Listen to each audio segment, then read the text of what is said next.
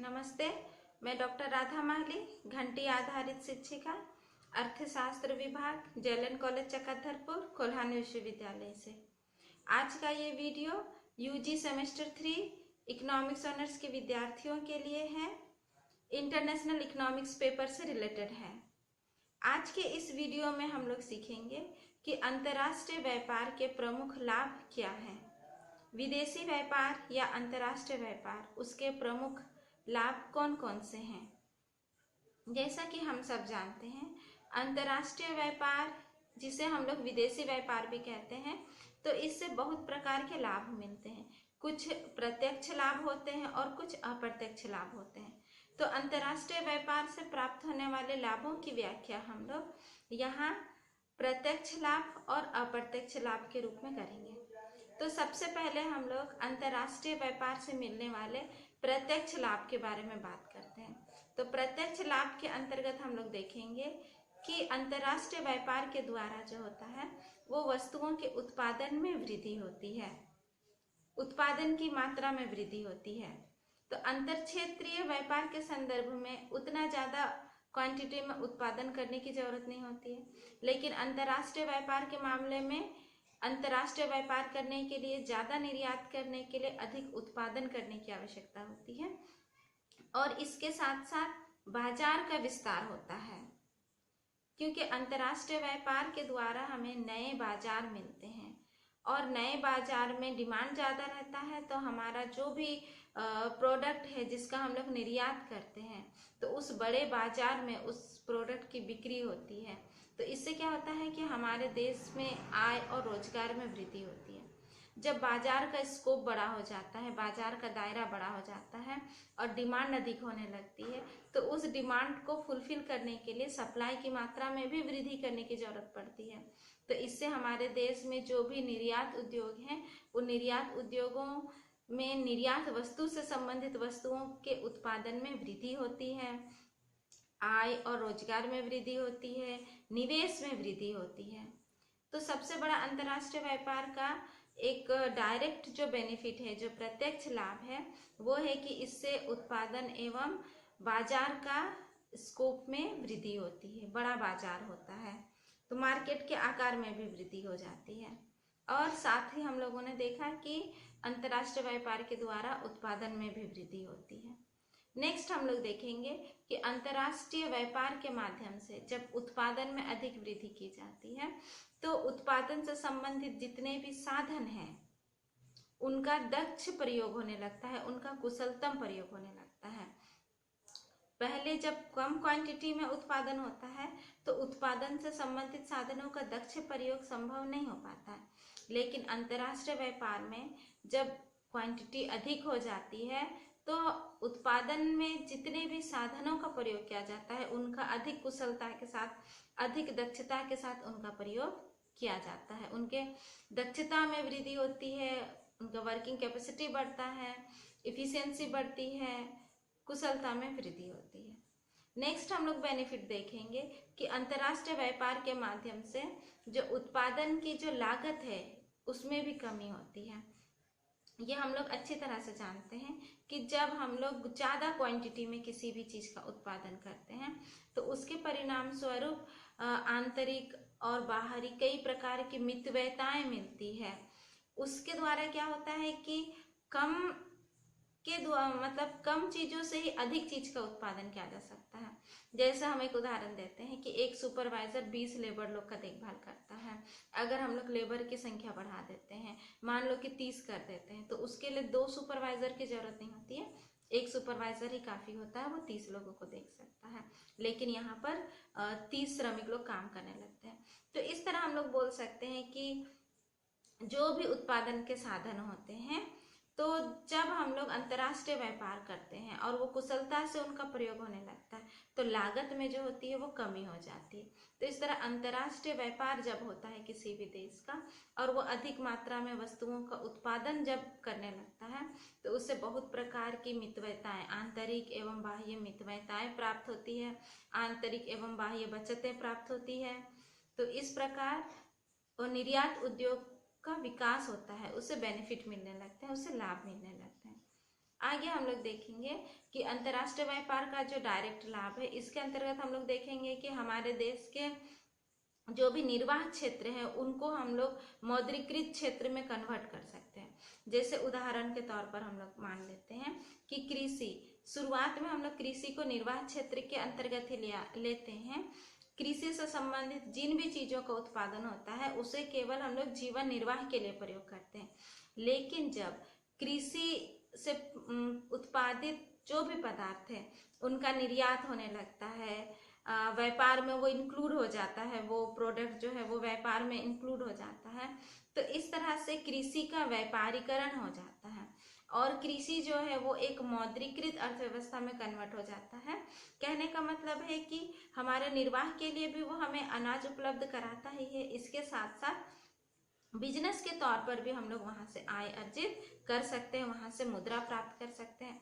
तो इस तरह से जब अंतर्राष्ट्रीय व्यापार होता है और हम लोग जो हमारे प्राइमरी सेक्टर्स हैं जैसा कृषि आदि जो है, तो इनको भी हम लोग अपने निर्यात उद्योग में सम्मिलित करते हैं, अंतर्राष्ट्रीय व्यापार में इनको भी हम लोग शामिल करते हैं, तो निर्वाह क्षेत्र से आगे बढ़कर ये एक मौद्रीकृत अर्थव्यवस्था का रूप ले लेता है और अंतर्राष्ट्रीय मुद्रा अर्जित करने में ये एक महत्वपूर्ण भूमिका निभाने लगता है। तो ये भी अंतर्राष्ट्रीय व्यापार का एक लाभ है। नेक्स्ट हम लोग देखते हैं कि अंतर्राष्ट्रीय व्यापार के द्वारा जो बेनिफिट मिलता है वो है कि उत्पादन के तकनीक में परिवर्तन होता है, टेक्नोलॉजी में चेंजेस होता है। क्योंकि जब हम लोग कम क्वांटिटी में किसी भी चीज का प्रोडक्शन करते हैं तो टेक्नोलॉजी को चेंज करने के लिए इतना हम लोग ध्यान नहीं देते हैं, लेकिन जब अंतर्राष्ट्रीय व्यापार में शामिल हो जाते हैं तो प्रत्येक देश का ये टारगेट रहता है कि हम जिन चीजों का भी निर्यात कर रहे हैं उसे हम कम से कम कॉस्ट में बनाएं। और कम से कम कॉस्ट यानी कि कम से कम लागत में बनाना तब संभव होता है जब हम लोग तकनीक में परिवर्तन करें, टेक्नोलॉजी में परिवर्तन करें और उसके द्वारा जो है वो अधिक मात्रा में वस्तुओं का उत्पादन संभव हो सके और उसके बनाने की लागत जो है वो कम हो सके। क्योंकि देखिए अंतर्राष्ट्रीय व्यापार में अगर टिकना है तो वस्तु जो भी रहता है, प्रोडक्ट जो भी रहता है, उसका क्वालिटी भी अच्छा होना चाहिए, उसमें गुण भी अच्छा होना चाहिए, तभी जाके वो अंतर्राष्ट्रीय व्यापार में टिक पाएगा। अगर उसका गुण, क्वालिटी ये सब में कमी हो जाती है तब तो वो प्रतियोगिता में नहीं टिक पाएगा और फिर अंतर्राष्ट्रीय मार्केट से वो बाहर हो जाएगा। तो इसीलिए अंतर्राष्ट्रीय व्यापार में जिन भी उद्योगों को शामिल किया जाता है, जो भी हमारे निर्यात उद्योग होते हैं, तो उसके बदौलत क्या होता है कि हमारे देश में तकनीकी में चेंजेस आता है, टेक्नोलॉजी में चेंजेस आता है और ये टेक्नोलॉजी में चेंजेस जो है ये हमारे उत्पादन लागत को यानी कि प्रोडक्शन कॉस्ट को कम करने में बहुत ही महत्वपूर्ण भूमिका निभाती है। नेक्स्ट हम लोग बात करते हैं कि अंतर्राष्ट्रीय व्यापार का प्रत्यक्ष लाभ के संदर्भ में हम लोग देखते हैं कि हमारे देश में जो भी अतिरेक रहता है, जो भी सरप्लस रहता है, उस सरप्लस को हम लोग विदेश में ले जाके खपा सकते हैं। अगर कोई ऐसा प्रोडक्ट है या कोई ऐसा उत्पाद है जिसका हम लोग इतना ज़्यादा क्वांटिटी में उत्पादन कर लेते हैं कि वो हमारे घरेलू मांग की पूर्ति करने के बाद भी वो सरप्लस के तौर पर वो बच जाता है, तो उस चीज को हम लोग क्या कर सकते हैं, अंतर्राष्ट्रीय व्यापार के माध्यम से हम लोग विदेशों में उसे खपा सकते हैं और विदेश में हम लोग उन वस्तुओं को हम लोग निर्यात कर सकते हैं। तो इस प्रकार हम लोग देख रहे हैं कि अंतर्राष्ट्रीय व्यापार जब होता है तो उसमें जब कोई भी देश इंक्लूड होता है तो उसे विशिष्टीकरण के लाभ मिलते हैं। तो इस प्रकार हम लोग देख रहे हैं कि अंतर्राष्ट्रीय व्यापार के द्वारा जो है वो कई तरह के हमें डायरेक्ट बेनिफिट मिल रहे हैं, डायरेक्ट लाभ मिल रहे हैं। इसके अतिरिक्त हम लोग देखेंगे कि अंतर्राष्ट्रीय व्यापार से कुछ अप्रत्यक्ष लाभ भी होता है, इनडायरेक्ट बेनिफिट भी होता है। क्योंकि जब हम लोग अंतर्राष्ट्रीय व्यापार के द्वारा हम लोग विदेशियों के कांटेक्ट में आते हैं तो हम लोग उनका जीवन लाइफ स्टैंडर्ड को देखते हैं, उनका टेक्नोलॉजी को देखते हैं, उनकी शिक्षा को देखते हैं, अलग अलग सिचुएशन में वो लोग किस तरह से बिहेव करते हैं या अलग अलग इकोनॉमिकल सिचुएशन में कौन सा डिसीजन लेते हैं, किस तरह से वो लोग आगे बढ़ते हैं, हम लोग उनकी रीति रिवाजों के संपर्क में आते हैं। तो इस तरह से हमें उनसे बहुत कुछ एक्स्ट्रा भी सीखने के लिए मिलता है। जो अंतर्राष्ट्रीय व्यापार का अप्रत्यक्ष लाभ होता है, इनडायरेक्ट बेनिफिट होता है। तो चलिए हम लोग कुछ अंतर्राष्ट्रीय व्यापार के अप्रत्यक्ष लाभों के बारे में कुछ बात करते हैं। तो उसमें हम लोग देखेंगे कि एक तो है कि हम लोग अंतर्राष्ट्रीय व्यापार के माध्यम से पूंजीगत जो भी पदार्थ है उनका हम लोग आयात कर सकते हैं। तो पूंजीगत पदार्थ में हम लोग देखेंगे कि जिस तरह हम लोग को आर्थिक विकास करने के लिए बहुत सारे मशीनों की जरूरत पड़ती है, टेक्नोलॉजी की जरूरत पड़ती है, या हमारे औद्योगिकरण को और अच्छा करने के लिए कच्चे पदार्थों की भी जरूरत पड़ती है। तो ये सारी चीजें जो है हमें विदेशों से प्राप्त होती है, और ये तब पॉसिबल है जब हम लोग अंतर्राष्ट्रीय व्यापार करें। तो उसके माध्यम से ही हमारे देश में जो भी पूंजीगत वस्तुएं हैं वो आती है। हम लोग नए उपकरण मंगा सकते हैं, नए टेक्नोलॉजी, नया मशीनरीज का आयात कर सकते हैं, और इनका प्रयोग अपने देशों में हम लोग कर सकते हैं। तो इस प्रकार ये उसका एक बेनिफिट है।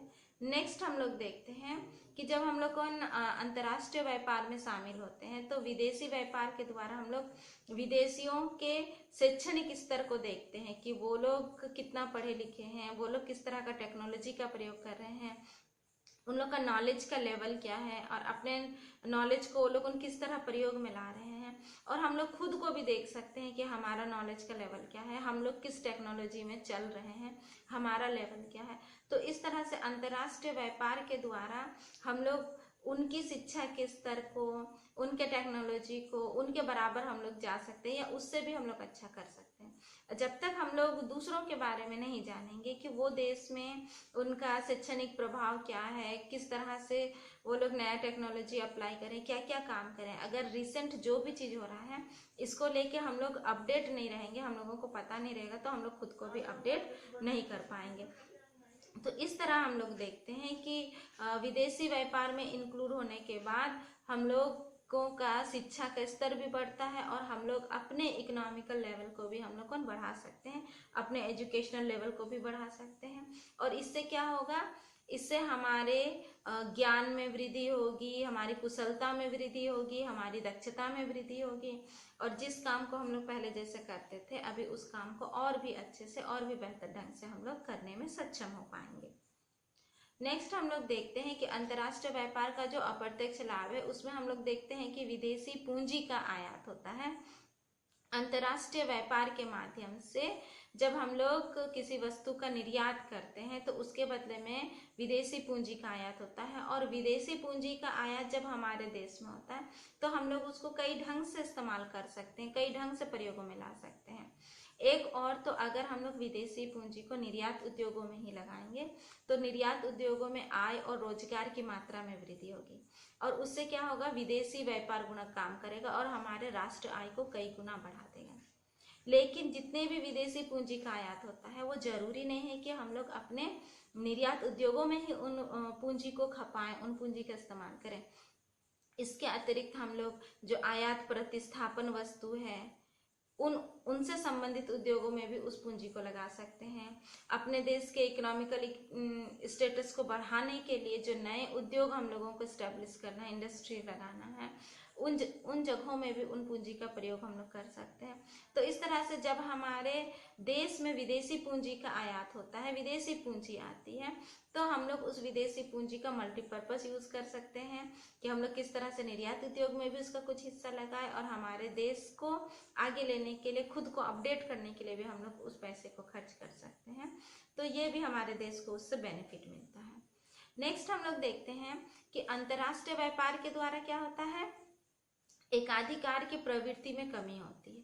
क्योंकि जैसा मैंने थोड़ी देर पहले आप लोगों को बताया था कि अंतर्राष्ट्रीय व्यापार में वही प्रोडक्ट टिक पाता है जो प्रतियोगिता का सामना कर पाता है।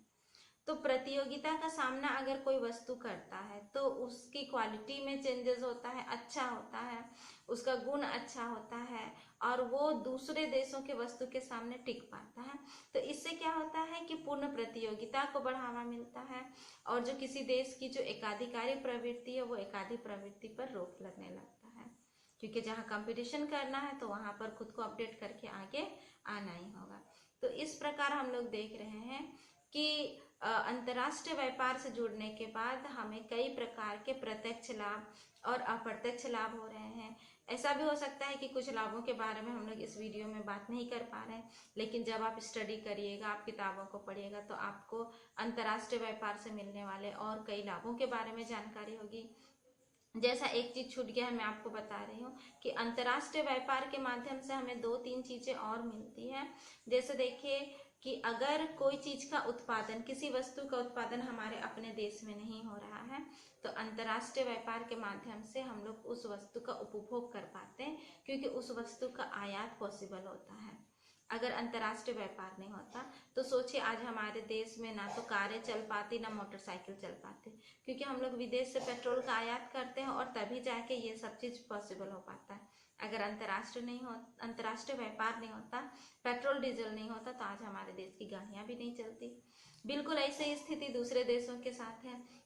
जिन देशों में जैसे ठंडे प्रदेश है, ठंडे प्रदेशों में चाय कॉफी का उत्पादन नहीं होता है, जहाँ बहुत ज्यादा बर्फ गिरते हैं वहां पर सब्जियों का उत्पादन नहीं होता है, तो वो लोग भारत से चाय कॉफी मसाले सब्जियों को मंगाते हैं। तो इस तरह वो देश भी चाय कॉफी और मसाले सब्जियों का आनंद ले पाते हैं। अगर अंतर्राष्ट्रीय व्यापार नहीं होता तो ये सब भी पॉसिबल नहीं हो पाता। और एक बात भी है कि हमारे देश में जो भी वस्तुओं का उत्पादन होता है, अंतर्राष्ट्रीय व्यापार के द्वारा हमें उससे अच्छी वस्तु कम लागत पर भी मिल जाती है। ऐसा भी होता है, क्योंकि अगर किसी उद्योग का विकास हमारे देश में नहीं हुआ है और विदेश में वो प्रोडक्ट हमें सस्ते दरों पर मिलती है, तो वो भी हमें मतलब कम लागत पर अच्छी प्रोडक्ट भी हमें मिल जाती है। तो जब भी हम लोग अंतर्राष्ट्रीय व्यापार या विदेशी व्यापार से मिलने वाले लाभों के बारे में हम लोग बात करेंगे, बेनिफिट के बारे में बात करेंगे, तो हम लोग सिर्फ उसका निर्यात साइड को हम लोग नहीं देखेंगे, बल्कि आयात साइड को भी हम लोग देखेंगे। और दोनों साइड से, निर्यात साइड से और आयात साइड से, दोनों साइड से हम लोग देखेंगे कि हमें क्या क्या लाभ मिल रहे हैं और क्या क्या बेनिफिट मिल रहे हैं। तो इस प्रकार हम लोगों ने आज के इस वीडियो में बहुत ही संक्षिप्त रूप में चर्चा किया कि अंतर्राष्ट्रीय व्यापार या विदेशी व्यापार से मिलने वाले प्रमुख लाभ कौन कौन से हैं। आप लोग स्टडी करिए और अच्छा से पढ़िए, आपको और भी कई बातें आपके सामने होंगी और आपकी जानकारी में मिलेगी। तो तब तक के लिए अगले वीडियो में मैं फिर आऊंगी नए टॉपिक के साथ में। तब तक के लिए धन्यवाद।